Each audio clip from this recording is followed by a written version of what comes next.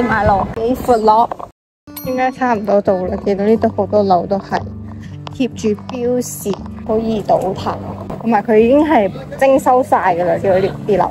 我嚟到呢個租意巷 sell 晒。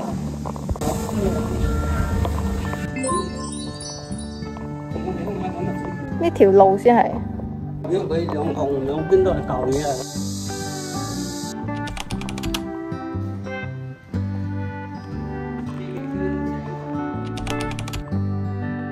佢話以前啲商人就喺呢度傾生意啊。你睇下，瞓覺嗰張床咧，呢個係化妝箱啦，應該。係啊。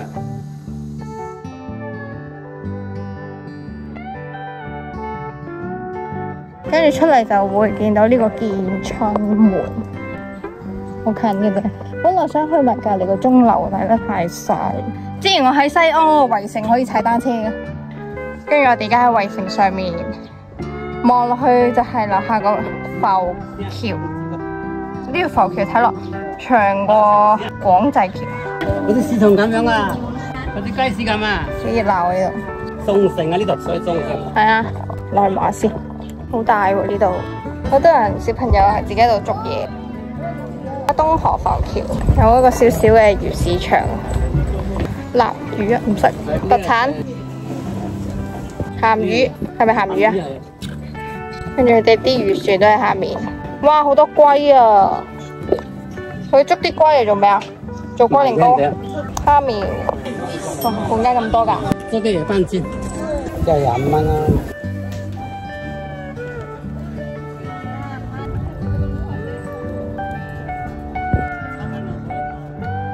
冇噶啦，住呢邊行就會見到第二個城門。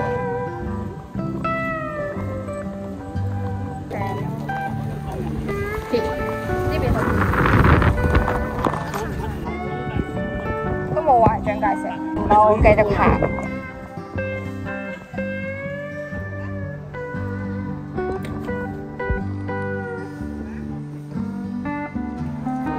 咩地名？呢度有啲熱鬧。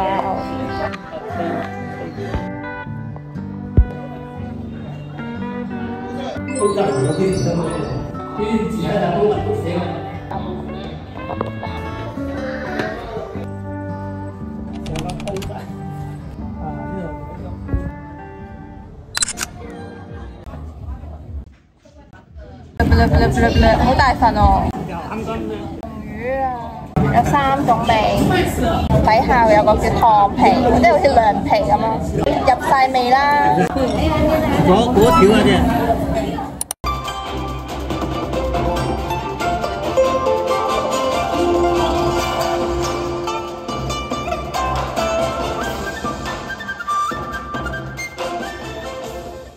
行過嚟，標準中。同尖沙咀嗰個好似。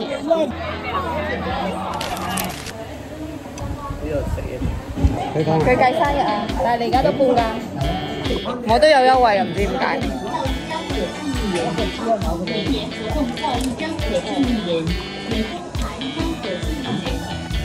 請唔起，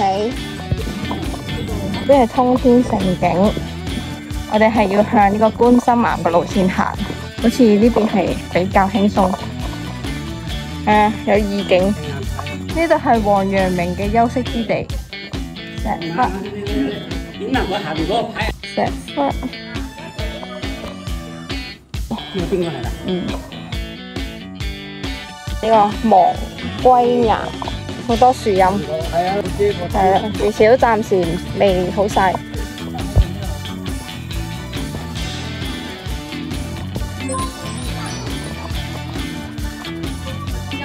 貓貓都行山，跟住我哋去呢個龍虎岩。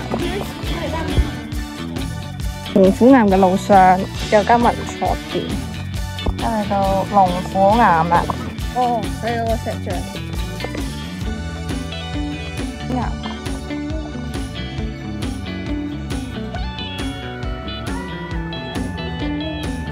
上面有好多趣味啊，有會落去嘅，一啲都唔辛苦，輕鬆。通天園，咩啫話？有隻貓喺度嘅。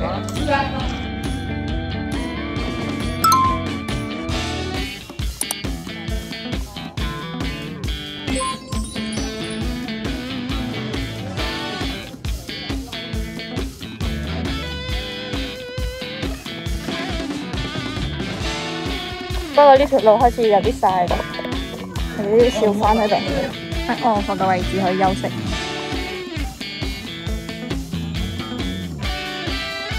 有幾個貓喺度啊！hello！ 一條內環應該就咁樣咯，中環應該出啲咯，我諗。不過啲人話中環會曬咯。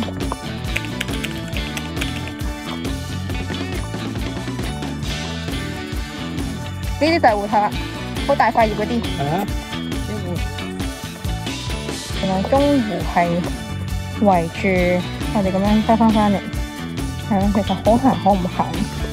如果唔行咧，應該直接可以喺臥佛嗰邊有出口落翻去。係啦，千祈唔好上山啦，嗰條樓梯就上山嘅。不過呢條橋都幾靚。哇，係喎。係喎，呢邊右邊係低啲。你話有高啊？還原湖出嚟就係頭先經過臥佛嗰個寺，準備下個出口啦。一陣一段好斜啊，上嗰下。3樣餸，2個主食，1個前菜，再加2個飯，2個湯，唔使1嚿。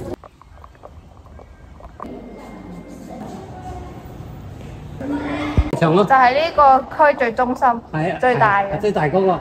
其他行呢度都有一個城喺度，呢度一個圍城，呢度一個圍城啊嘛，呢啲一個圍城，一個地方一個圍城啊，以前啊。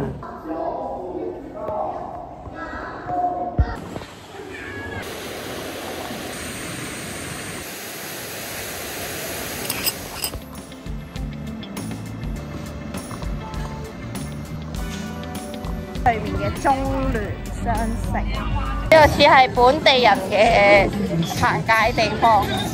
嗌邊子咯，我哋去嗰間叫，都有人喎。好少啫喎。呢個就係佢嘅芋餃嘢，其他地方食唔到嘅。係啊。呢個你睇就唔係嗰啲專賣做嘅，靠薯粉啊嘛。好凍油啊！